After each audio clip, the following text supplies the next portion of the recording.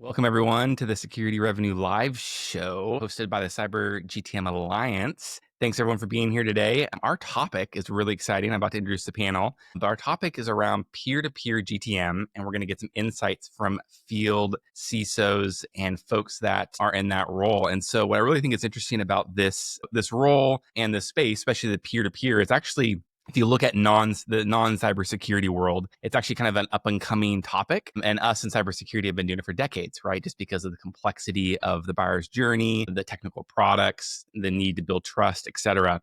So this role is fascinating. I've been really looking forward to this conversation for the past couple of months and hearing from our panel. Excited to learn myself. And we decided to not do British accents. Brian had the great idea of a good joke of doing British Nobody accents. Agreed. Yeah, I was a little let I down. do love a great British accent, though.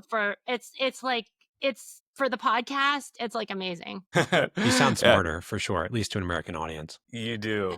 You do. So since none of us are British, I think, or close to it, I think we'll pass on that. That way we don't lose credibility with the audience or lose appeal. But before we jump right into the agenda, I do want to let everyone know this is obviously live. So if you're joining us live, throw your questions in the chat. We'll try to answer them throughout the conversation. This also will be recorded too, so you can listen to it on demand, listen to it on our podcast, listen to it on our website. And a lot of the folks that are on the panel are members of the Cyber GTM Alliance, and we love to highlight folks that are in the community. So yeah, let's jump right in. First, let's do some introductions.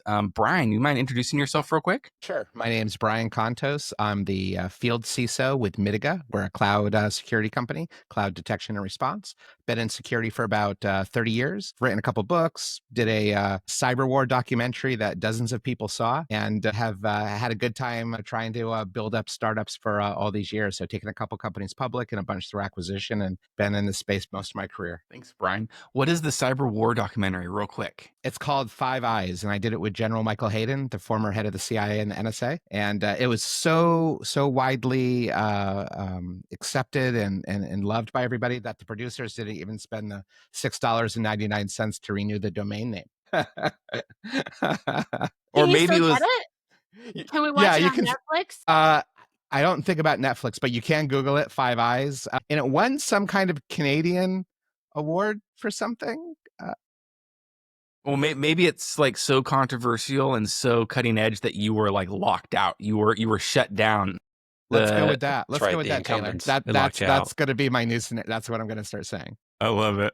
Thanks, Brian. Caroline, you mind introducing yourself? Well, I'm not sure I can follow that up. It's hard to follow. Brian, but that's hard to follow. I'm Carolyn Duby. I'm a field CTO at Cloudera.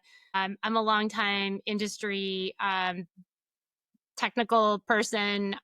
Been in the field for more years than I really want to say. I've been in cybersecurity since, I don't know, probably about 15 years now. I was at SecureWorks when we did managed security services, and I was the architect for the security event correlation pipeline there. I've been working a lot lately in the open source world in Apache Metron, and now I run an open source project called the Cybersec Toolkit. But I work for Cloudera, which is a data platform. But, data is increasingly important in cybersecurity defense and investigation and response, right? So being able to do things like threat hunting and incident response and now AI, right? All of that has a basis of data, and data, it turns out, in cybersecurity tends to be fairly complicated, right? It's hard to prepare. It's hard to get analytics and insights out of it. So that's the domain that I'm in right now, the intersection of cybersecurity, AI, and data. So it's a very exciting place to be. Also quite challenging, but I'm working with customers, on a daily basis, working with them on cybersecurity, data, and other types of use cases, obviously, because, Cloudera is a platform. So we support many different industry verticals. So pleased to meet everyone. I'm looking forward to this conversation. Thanks, Caroline. Matt. I am the former Chief Trust Officer at Serby, current Chief Operating Officer. I did switch roles a number of months back, but Serby is an identity automation platform for disconnected applications. So think of those apps that you can't manage with an Okta or SailPoint. That's where Serby comes in, bridges that gap between those large players like Microsoft and Okta, and so you can manage all your apps centrally within those platforms. That's what Serby does. This past June, I hit 25 years in cybersecurity. So I've been doing this for a long time. I remember being the youngest person in the room, now at a startup. For a long time, I was the oldest person in the company. I'm now the third oldest, which I am keeping track of. So it's funny how You've got like the ranking. Well, it was easy when we only had a handful of employees. Now we're about 120 employees, Series B. It's become a little bit more difficult, but in my head, I do have a ranking chart of age, at least in my head. So I was a little upset to lose the oldest employee slot, but maybe also a little You're grateful as diversifying well. yourself. We You've are got more diversifying. diversity. Yeah. That's awesome. Well, thank you all. Excited for our conversation.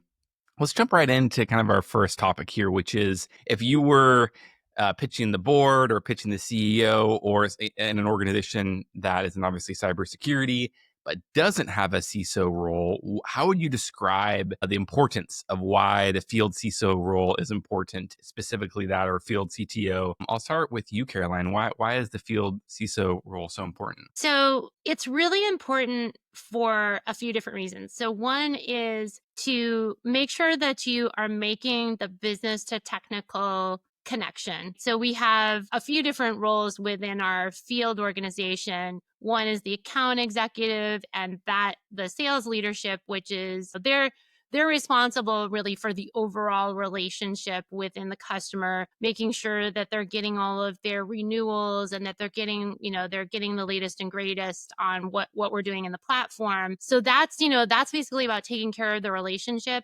And then we have the technical sellers, the solutions engineers that are taking care of like, here's how we use the platform to do these use cases. But what we're really talking about here is making that business to technical connection of being able to understand from an industry perspective what is what is Cloudera and why is it relevant. So it's about being a thought leader. It's about reaching out, going to conferences, writing papers, doing press releases, and then also setting the direction of the messaging that's going to be reaching those customers in a way that's relevant for them. So we're really the experts on the customer, voice of the customer, and then bringing that back to our engineering organization and our sales leadership to make sure that we're all, in lockstep on the messaging and the way that we're going to work with customers.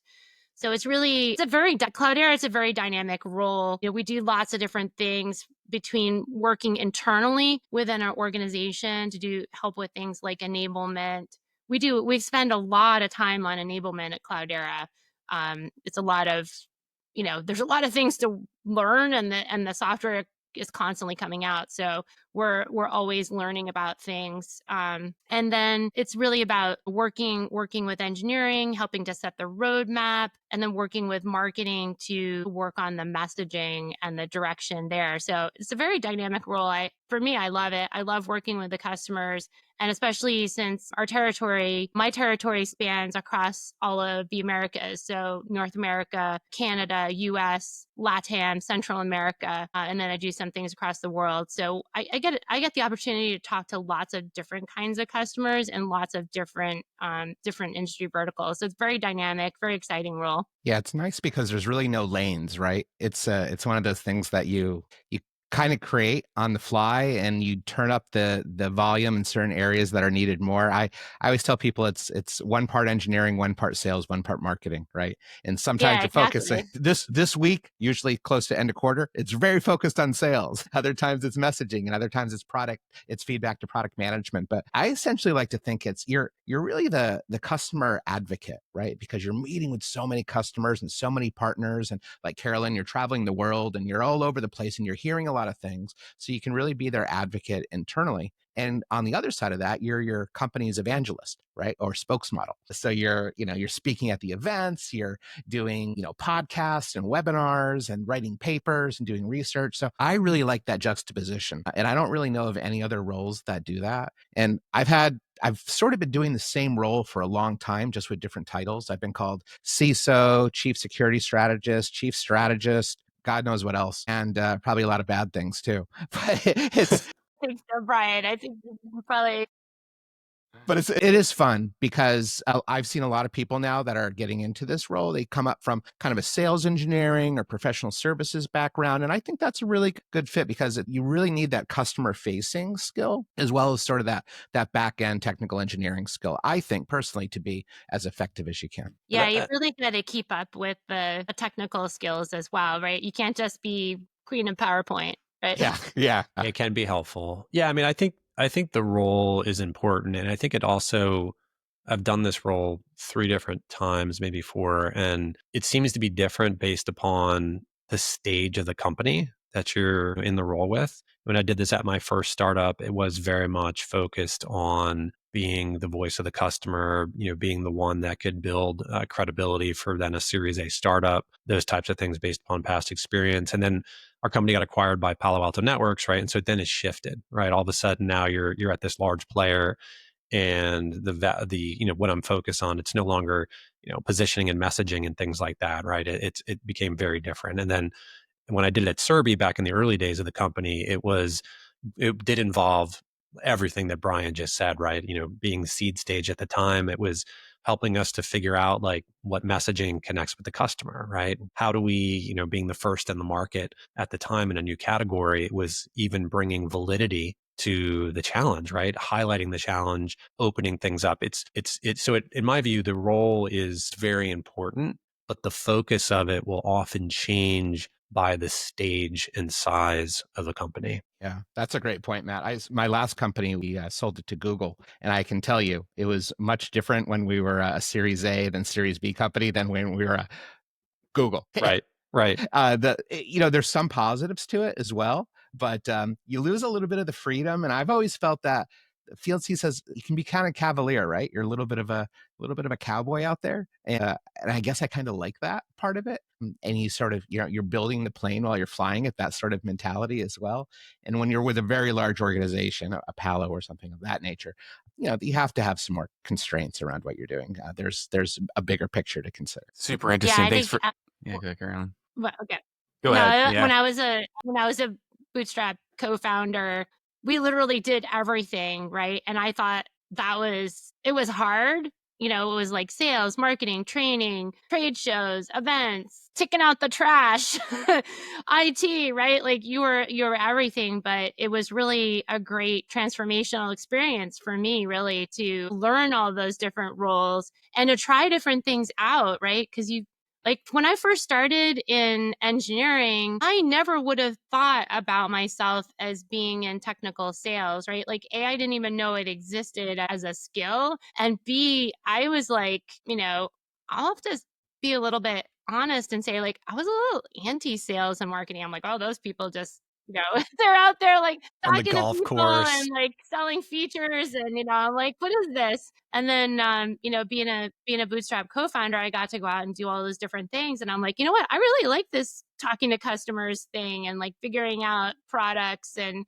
it opened up a whole nother experience. That's fascinating. Thanks for sharing, all three of you. And it sounds like, it sounds like there's almost like an entrepreneurial, especially Brian, especially when you were sharing, almost this entrepreneurial drive behind it, and especially for the person that wants to do that role, and the need to be able to wear tons of different hats based upon the position. It sounds, we'll get into kind of like what sort of things are needed to be an effective field CISO.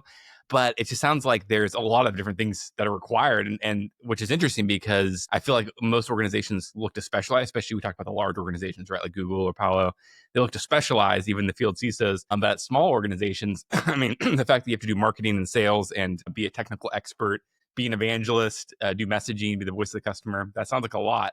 I'm curious, before we get into kind of what type of qualities and traits you all think are required to be this role, it made me kind of think of it. Sounds like there's a lot of great positive things with the role. But if you don't have a field CISO, I'd be curious, what have you seen when you don't have somebody that's wearing that hat? Or maybe you came into an organization that didn't have that.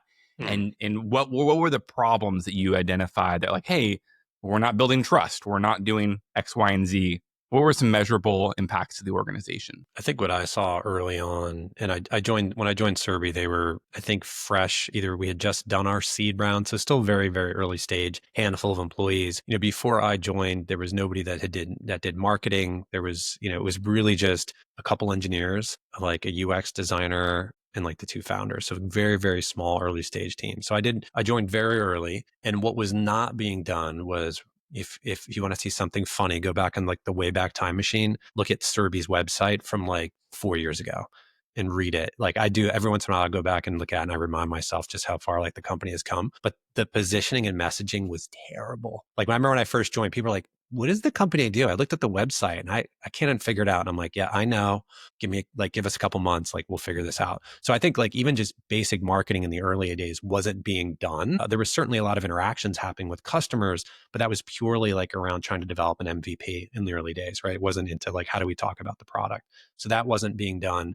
And I think outside of the few early design partners, there really wasn't any other like executive conversations happening. So I think those were two things that I saw very quickly within the first month I was there, when I started asking questions like, where's this? Who does this? Who does that? And it's like, I'm going to do this and do that. So that was at least my experience.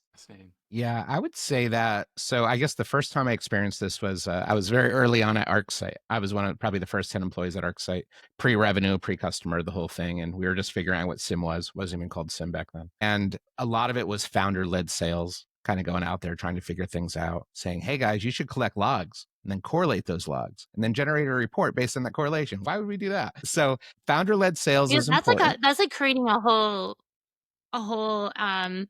vertical, right? Like yeah, blazing a new trail. That's the hardest kind of business to be in, when you're trying to convince people that they need something that they've never heard of and doesn't even have a product category on. Right. Gartner's not talking about it. Gartner's like, what is this thing? People are like, they'd be like, I don't see what you do on Gartner's. It's not anywhere in Gartner. And I'm like, that doesn't mean it's not legitimate. Yeah. So anyway, go ahead, Brian. I want to hear this. No, they're all great points. But when you see that, founders are, of course, by definition, very close to the product. And sometimes there's a forest through the trees issue. And then you start introducing, sales engineers that kind of maybe dance around this a little bit, or maybe some marketing people that do. But until you actually get a field CISO or somebody with at least is doing that role, you're not really collecting the stories. And I tell people a lot of what I do is I'm just collecting stories and retelling those stories to other people, and to try to build up those use cases. What are the usage scenarios? What's the value add? What's the total cost of ownership? And all these things, instead of just sitting in an ivory tower and a marketing person trying to create it, you're actually in the field with people doing it. And I always felt that was great. And then the customers, they love it, because they go, oh, there's somebody here that I can actually ask real questions to. They're not asking me to sign a check. They're not a salesperson. This isn't just marketing hype. They really care. And then you can work with customer success and on the partner side, biz dev, and against all those lanes. There isn't really another role in the company that has that level of connective tissue, I think. Some people can do a little bit of it part-time, but then you miss some really key things. Like one of the things that I often do, and probably my peers here as well, is I run our customer advisory board. And I've done that for the last several companies. And I really love customer advisory boards, and I try to weaponize them. They help with product feedback. What do you mean weaponize? So a lot of people have customer advisory. We're going to meet once a quarter, and you're going to tell us what you think about the product, what features. We're going to show you our roadmap. That's important, of course. And we want them to get their DNA on our vision and make sure, we're building the right thing. We're not going too far in one direction or too far in the other. But there's also the sales and marketing side of that. Hey guys, let's do a podcast. Let's do a video. Let's co-present at this event. Let's do a webinar. Let's do sort of these outbound things. And a lot of people that join customer advisory boards, they love that part. They want to get their name out there. They want to build their brand. So that's very symbiotic. There's a lot of mutualism going on there. And then from a sales perspective, so first off, a lot of CISOs, not great salespeople, but they don't really need to sell. They're just saying, hey, Brian, I love this product. This is great. I know Janet and Bob. I think they might love your product. I'd love to make an introduction. That's it. That's essentially, that's all we're looking for, is that type of input on the sales side. And you're not a sales rep. You're just somebody that likes the product. And we want to, if you like it, please help bring us into some other folks that might like it as well. And that has been amazing. That's been a game changer. And when you bring that type of model into a company with salespeople that have never had that, they're like, what's going on here? Where'd this lead come from? Where's this opportunity? Who's bringing us here? It's amazing. And people just aren't used to that. And I think that's going to be the new, to be quite honest. Super interesting, Brian and Matt. Caroline, any additional thoughts on the problems you've seen before you've entered a role that you've been able to solve? Or yeah. So, at Cloudera and previously when I was with Hortonworks, we always had field CTOs, but our product is a very technical product, right? If you don't have a good, strong technical sales team, you can't sell our product. It just wouldn't work at all. But I think in smaller companies, if you don't have people who can have kind of like one foot in the door at all of the different places, the sales, the marketing, the engineering, and can really make that case and help out with the customer stories and the use cases, and here's why you should buy our product, and here are how it's going to help you, right? Like, that's, if you can't communicate with the buyers. I've seen so many people that I hear a lot of pitches from, just because of, I do a lot of like presentations and talking at conferences and stuff. So I get a lot of people that like hit me up and they're like, I just want to, can you, vet my idea and listen to, listen to my pitch. And I'm like, okay, go ahead. And like, sometimes it's super clear, but other times it's like, I have no idea like what I can sort of see that, this is a solution that might fall into something, but it's very like, just the communication aspect of it is not there. So I think it's really the communication and being able to bridge all of those different things to make something that resonates with the customer. And if you're in a technical sale, if you're not in a technical sale, then it doesn't really, if you're selling something that's pretty straightforward, that kind of sells itself, then you probably don't need a field CTO or a field CISO. But I don't know too many things in cybersecurity that are not technical, that we're selling, right? Like, it's Good point. I mean, almost everything in cybersecurity, unless you're talking about like credit monitoring or whatever, it's not really something that's going to be immediately like, yeah, I need one of those. I think a field CISO or a field CTO in the cybersecurity area is always going to be a plus. And if you're starting a startup and you're doing it in the cybersecurity space, like, I don't know how you would get along without one.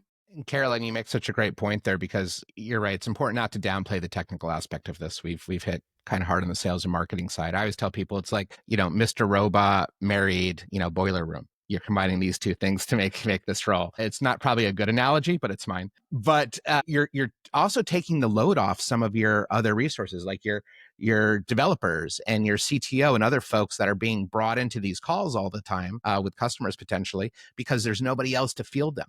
If they say, oh, you know what? Carolyn can take this, right? Matt's got this. I can focus on CTOing, or I can focus on developing, and I don't need to get pulled into these things and things that they might not necessarily like doing as well. So it really offloads, and even the CEO, it offloads a lot from their plate so they can refocus on their primary tasks while you pick up that load. So that's a nice part of this, because you are that field level executive that can kind of take point. You're very technical, or you wouldn't even get your foot in the door with these, as Carolyn mentioned. You need to be able to go deep with the product, so you don't need to rely on those other folks. Super cool. And also, like, it's the sales aspect as well. Like, how do you have empathy for the customer? How do you ask the right questions? And how do you kind of draw out this is what the customer is really looking for, right? Because a lot of times people come in and they kind of make stuff up themselves, right? They're like, I think this is a great idea, and I think everybody's going to want one of these, new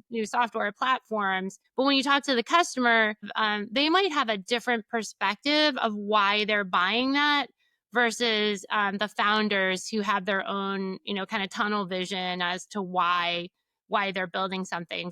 I think it's good to kind of have that skill set to really go out and elicit that feedback and have the discovery skills. So in sales, you've got discovery that you're doing, and do your discovery right, then you're going to get those insights from the customer. That's really going to form the rest of your messaging. Yeah. Carolyn, one little example that popped in my head real quick when you said that, and this is another ArcSight story. When we started ArcSight originally, it was all focused on security. Nobody was talking about compliance and things like HIPAA and PCI and all that, NERC and all that. That was all relatively new, Sarbanes-Oxley. And we didn't want to do compliance because as security people, we felt like compliance was the flannel nightgown of security, right? We're oh God, please, Flannel please, nightgown of please don't security. bring the I'm flannel gonna nightgown file into our that one product. away. But guess what happened? Customers told us, man, we're using this for PCI. We're using this for, can you start creating HIPAA reports? Can you start doing this? And I would say fast forward a couple years into the business, easily, more than 50% of our business was driven by compliance. And of course, we all know today's SIM, a big part of that is addressing regulatory mandates. But man, we were kicking and screaming. And I remember being in the field saying, I know we don't want to, but 100% of the customers we're talking to are saying, this is what we use it for. So maybe, yeah. There might be something to that. Yeah. Yeah, compliance was huge for us at SecureWorks, like PCI compliance and FFIEC and all of that stuff. But that was why customers bought our product. So super cool. Well, I'm sold on the role. It sounds like there's a bunch of different things I heard, and I'll recap real quick before we go to our next section. First, this idea of this peer-to-peer selling, and I think why it's emerged so much, and I think I heard from you, Caroline, was this ability to have like this clout, this ability to have a business to technical connection. And I imagine, no criticisms to SDRs, but they don't have the decades of experience that you all have to be able to build that trust, to build that rapport, and to have those conversations. And let's be honest, we all trust our peers more than we trust anyone else, right? And so even though you have an agenda, right, as a field CISO to sell, to get customers to advocate, whatever the agenda is, there's a level of credibility you bring with it that I think helps balance out that bias that we all have in the go-to-market, arena. And then I also heard from Brian, which is really fast. So yeah, there's kind of like the sales side, obviously connecting the dots, closing more deals. But then I also heard from Matt and Brian, you all talking about like product marketing and positioning, and you, Caroline, as far as messaging, especially early stage, it sounds like the ability to have, if you don't have a robust product marketing team, even if you do, you can still bring those decades of experience, right, to help the product marketing team align the messaging.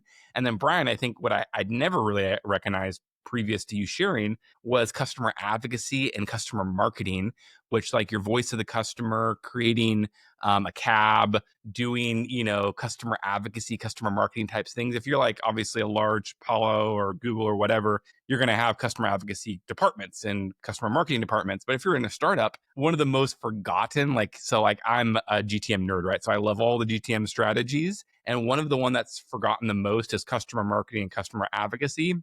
Or how do we get our customers to retain, expand, and advocate us? And I think all the things you mentioned around getting your customers to come on podcast and, having them get intros and all those awesome strategies that we're always focused on net new, but we sometimes forget customers are like, especially in the cybersecurity space, like no one cares about what we have to say. They care about what their peers have to say. So integrating your customers, awesome strategy. So super cool. So it sounds like obviously depending on the size org and, your role, you could be wearing one of these hats or all of these hats. I'd be curious, just real quick going around, what's one or two qualities you think have been like instrumental in for your success in this role? I'll start with you, Caroline. So I will say one of the most important things about being a field CTO or CISO is really having curiosity, because you have to constantly be out there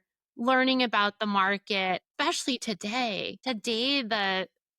With all of the AI and all of the just wacky things that are happening in the world, our markets are changing very dynamically, like every day. So just to give you an example of that, a couple of years ago, it was Chat GPT, right? And then very quickly, it's agents, AI agents. And then it's quickly agentic AI. And now it's AI operating system, right? Like this is all within like a couple of years. So I think, being naturally curious, I go out and I read a lot of things. And not just things about tech, but just things about the world in general. I listen to a lot of books. I do a lot of courses. So I think you have to be like a naturally curious person. And that curiosity is not just about learning things yourself, but also about how you deal with other people. So really asking the customer, in a nice way, like how, to get their perspective and being able to go down that path of questioning where you're really getting to the meat of the matter. Like, what are they really looking for? How are they feeling? What is their world like, right? It's not just tech. It's like, sometimes it's like psychology, right? Like, how are you dealing with this? Especially in cybersecurity, right? Like, this is like make or break. We've got CISOs that are being sued or being, going to maybe go to jail. Like, this is a tough area to be in. So I would say, curiosity, empathy for the customer, and then also your presentation and your communication skills. I think the communication skills, I'll have to say, I was not on board with that. I hated English. It was my least favorite subject. Just give me some math and some science. I love like doing equations. Ask me to write a paper. It's like, no, thank you. But seriously, being able to communicate your ideas in a clear and concise way, being able to, speak in front of a reporter, right? Like being able to communicate your messaging in a way that's going to advance your company, right? Those are all really important things. Being able to get up and speak in front of the customer, being able to present at a moment's notice, right? A lot of times I get asked to do something and I don't have 3 weeks to prepare. I have to be able to dive in there and make stuff up, right? I mean, not make stuff up, but you know what I mean? Like, Yeah. you have to Improvise. Think you on your always have feet. to be Yeah. ready. You always have to be ready to present and ready to talk to the customer, doing their strategy. So it's a lot of preparation, a lot of curiosity, empathy, and then just being like quick on your feet, I think.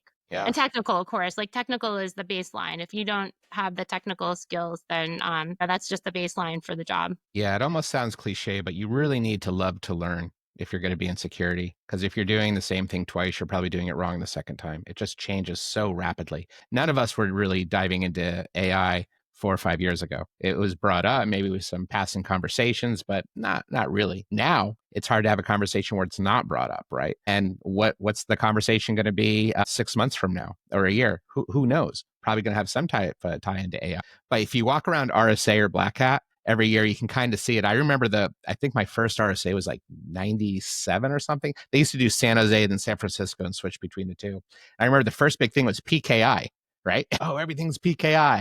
And you fast forward, then everything's cloud. And then there's IoT. And now, of course, everything's AI. So really coming up to speed on that. And there's so many great podcasts available now on all manner of subjects, not just technical, but as Carolyn mentioned, I try to work. Too much. Yeah, a little too much. And there's stuff on history and art and architecture and all these things. You can kind of borrow from all these as well to help when you tell your stories. The other thing that I found, like running sales engineering organizations and things like that, is you have them do things like improv classes. And first of all, it's a fun bonding activity, but it also helps people learn, to Carolyn's point, learn to think on your feet a little bit, right? You got to kind of adapt. You don't have 6 weeks to prepare. You might have 6 minutes because somebody else, they couldn't cover this thing. And being comfortable in front of the camera, being comfortable, speaking and writing, knowing about sound bites when you're talking to reporters, that shouldn't be downplayed. Somebody that just says, I'm super technical, I think I'm okay with people, that's great. You might be really successful, but as a field CTO or a field CISO, you really have to be doing that at a really high level, because that's a big part of the job. And it's something that can be learned. You don't have to be born doing it. These are all learned skills. So again, those improv things I think have been fantastic for people that I've helped mentor over the Right, years. now I'm getting now I get some ideas. I'm gonna have to talk to you about that offline. Yeah. One of the things that I learned when I was at Palo Alto Networks, I remember we were doing a customer advisory board, and it was I don't remember the company, but it was a lot of people in one of our executive briefing centers, and our founder and CTO, Nir Zuck, was in the room.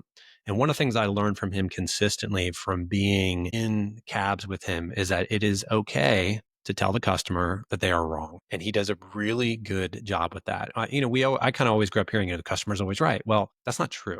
And I think when you can bring experience, when you've listened, you've asked the right questions, you've built empathy with the customer, I do think that I saw it so many times over where he would passionately tell the customer why they were wrong. And they would almost always be taken back at first. Almost always, like, who's this? Who's this guy telling me that I'm running my cyber program on whatever element we were talking about? And invariably, That's a tricky conversation. but invariably, every time when that conversation was over, they left with such a deeper level of respect, not only for him, but for the company, right? Because it wasn't brought about in a way that was like uninformed. He sat there, he listened, he asked questions.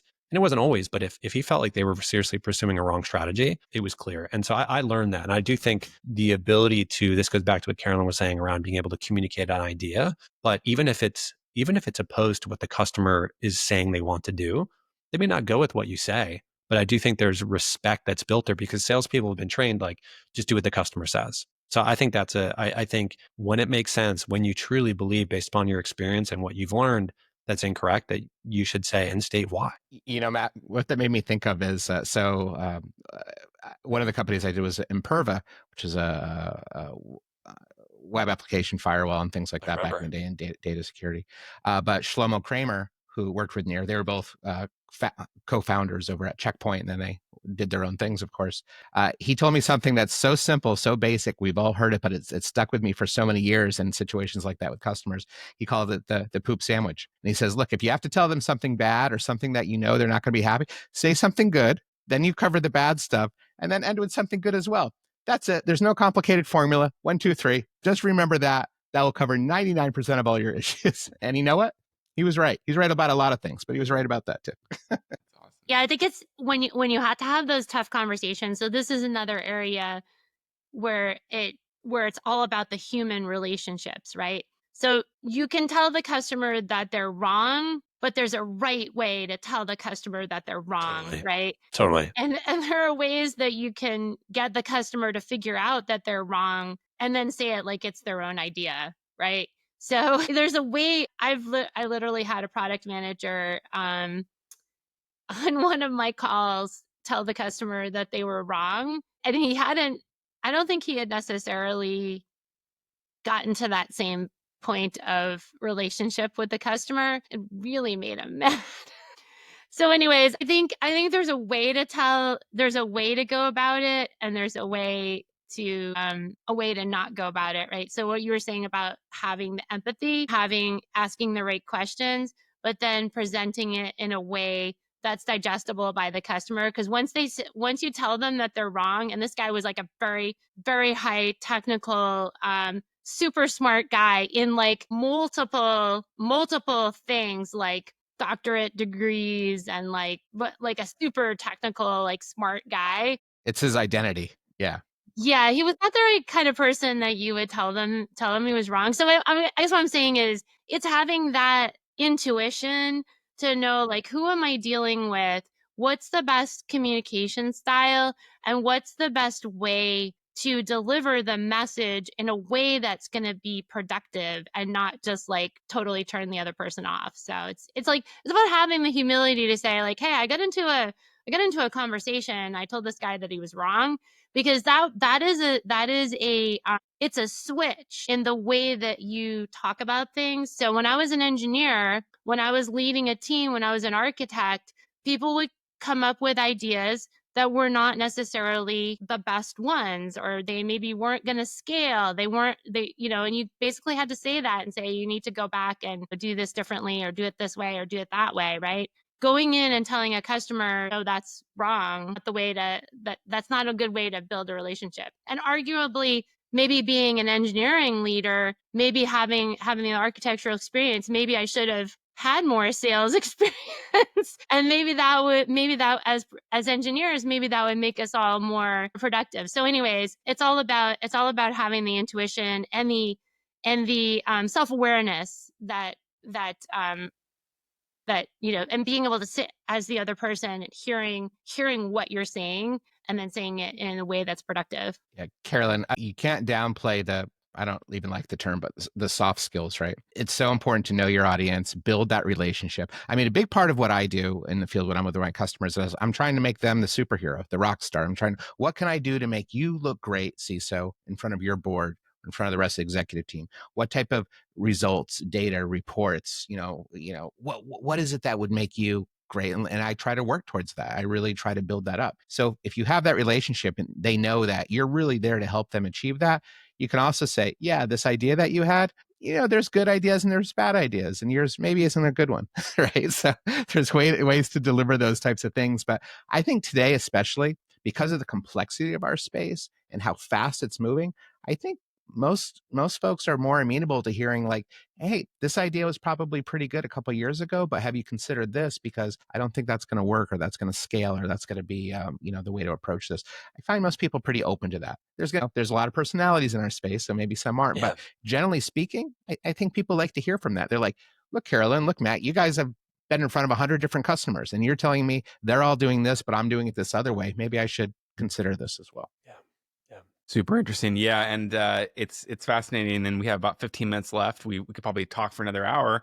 And we'll hit a couple more questions here. In summary, from what I hear, it sounds like obviously like every sales rep I've ever met, every good one I've ever met, like AE, et cetera, there's a level of like disagreeableness in their personality. It's a level of like willing to push back. And even Brian, with that story of the founder and CTO, or maybe that was Matt, with the idea of being able to push back and being able to tell somebody no or tell somebody they're wrong is a really great quality, I think, in a salesperson. But I think even what Caroline, you all are saying, kind of the next level of that is that ability to build a relationship, to build rapport, to provide value, to build that trust. And then in combination with that, you have the position to be able to push back. You built that trust, you built that rapport. And I think that's probably the next level of like, even if you look at the difference between an account executive and a field CISO, is the account executive may be able to push and get things moving and to be disagreeable when you need to, but the field CISO may have that level of experience that the AE doesn't have, where they can build that level of trust, not offend them, and actually get more done and get things moving. So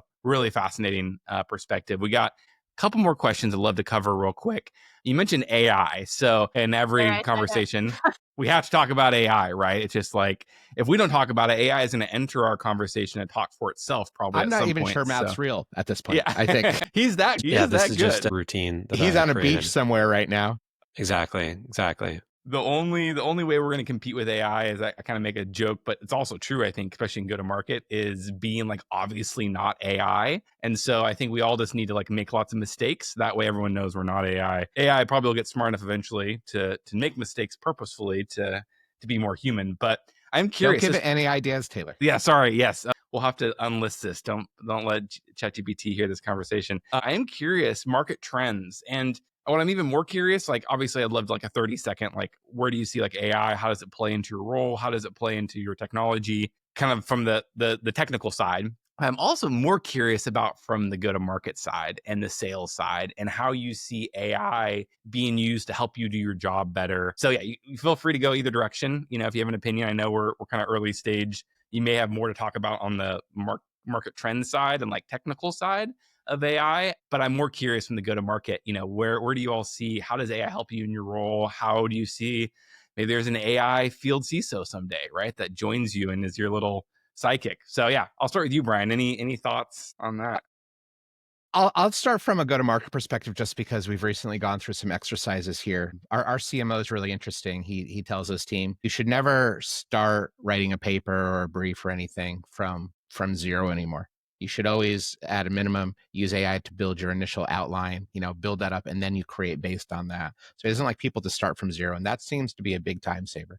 Whether that's the best idea or the worst idea, I don't know. But it does seem to work effectively, and they create strong content at a much more rapid rate. I've also found that just using it for general research, whether it's product comparisons or sentiment, we use technologies and AI that will re-record all of our customer calls, and AI will analyze that and then give it back to us and say, hey, based on 1,000 calls, we noticed when you say this, the customer reacts this way, and they react negatively to that, but positively to that. So consider reshaping that. And it's a constant reshaping of things. And I guess it's a much more programmatic approach to just sales sales in general than it has been historically, because now it's really putting thing in a framework where before is the salesperson just has a good personality or a good relationship with this. It's a little bit more formulaic in a good way, I think. And another thing I did recently, just as a huge time saver, is we had a customer advisory board meeting, and I used AI to go through all their LinkedIn profiles so I wouldn't have to,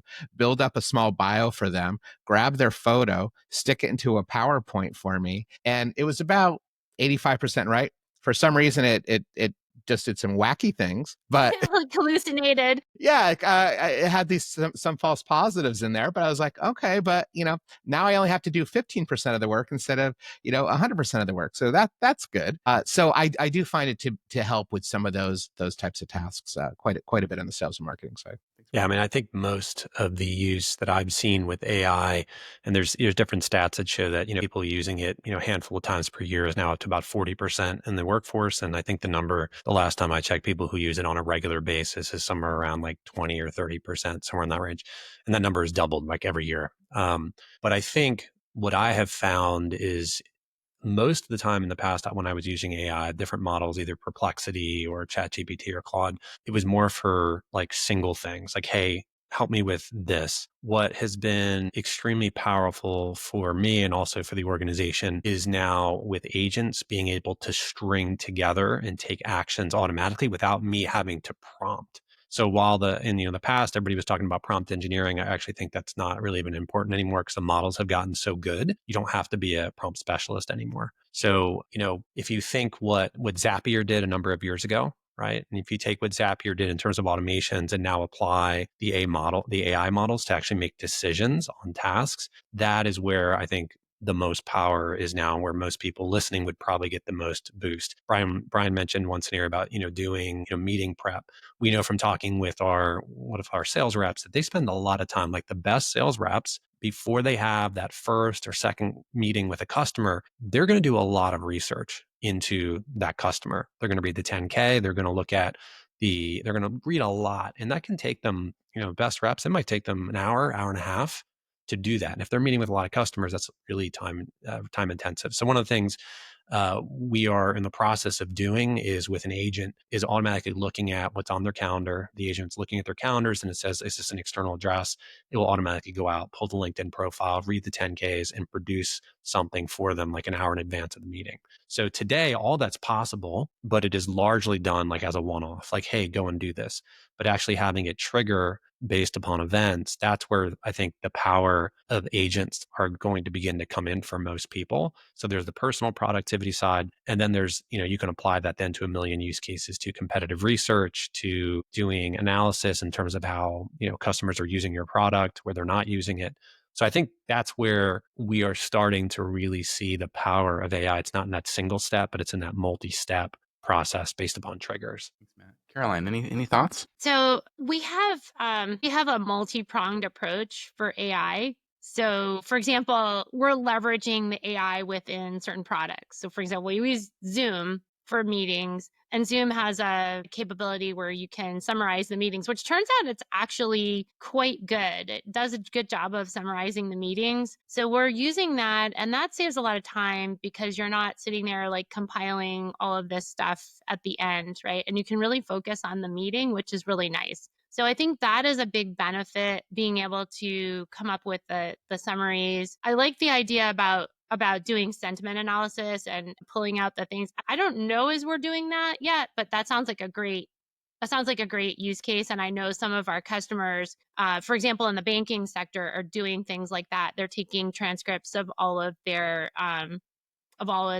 customer calls, and they're analyzing them and looking for common themes and that sort of thing. So I think that's a great thing. I don't think we've really done that yet. We're leveraging,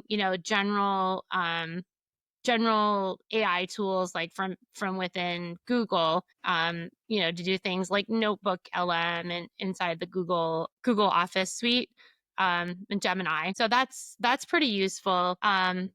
I think I've tried a little bit in terms of writing papers from the AI, but I like to start with the paper myself, and then I have AI revise it for me, because when I get the paper, when I ask it to write something, it's maybe I'm just not good enough at prompt engineering, which could totally be the case. But that's I haven't had really good success. And I also feel like if you can get the information out from putting a prompt in, then it's not really, anybody could do it, right? Like anybody could put that same prompt in and come up with that same result. So I like to have my own intellectual property in my writings and in the work that I do. We're also using AI to do things like help prepare for meetings. That is super, super important, like being able to have all the 10Ks and, kind of just compiling the LinkedIn dossiers and all of that stuff for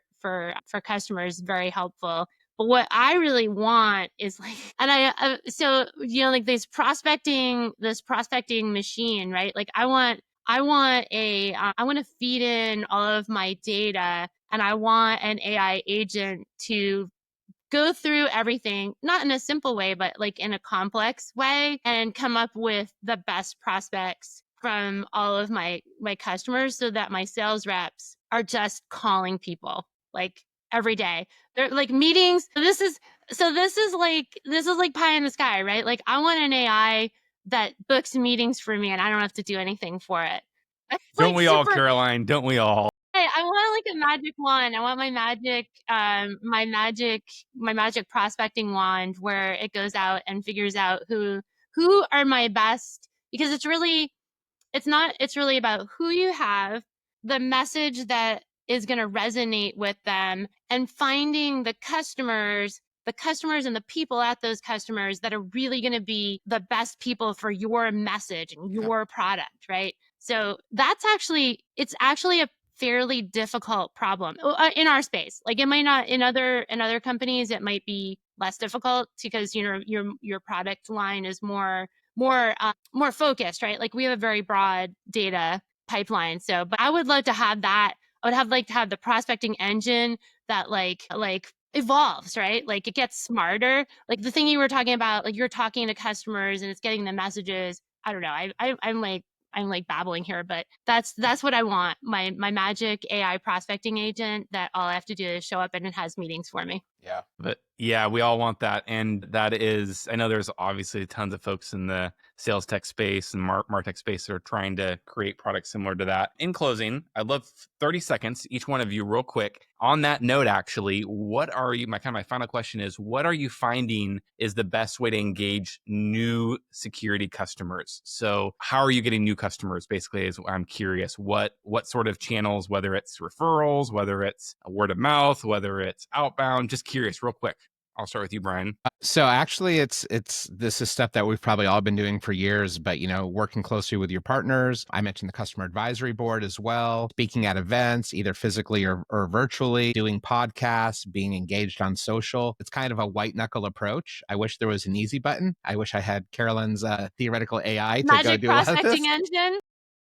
But it's doing all of those things, and it's not just picking one or two, but really keeping the pressure on. And you don't have unlimited budget, right? So you want to do it in a smart way where you spend your time and resources. But those are the things that seem to get the best results. Thanks, Brian. Matt, in closing, any thoughts? I'd say activating existing customers and getting introductions from them. I mean, that's the best path. It's lowest CAC. I mean, it's the easiest way to do it. Love it. Caroline, any thoughts? Yeah, I'm also with Matt. So we're selling very broadly across the account through the CIO, and then having that group make referrals to the CISO organization to get into the security space, because they tend to work fairly differently. But again, it's all about the relationships. If you don't have that good relationship with that other team, then you're not going to get any referrals. You have to make sure that original relationship is solid. I love that. And that's awesome. I think even if all the other benefits of the field CISO, if it was only referrals, the role would be worth it, because those are the hardest to consistently get, and they're so valuable, high conversion rates, all that fun stuff. So super cool. I really want to thank Brian, Matt, Caroline. Thank you all for coming on. I learned a ton. I know the audience did as well. Really appreciate all of your time. And thanks everyone for listening to the Security Revenue Live show. And we'll catch you next time. Thanks again, Brian. Thanks, Matt. Thanks, Caroline. See you. Thanks, Taylor. Thanks, everybody. Bye-bye. See you guys.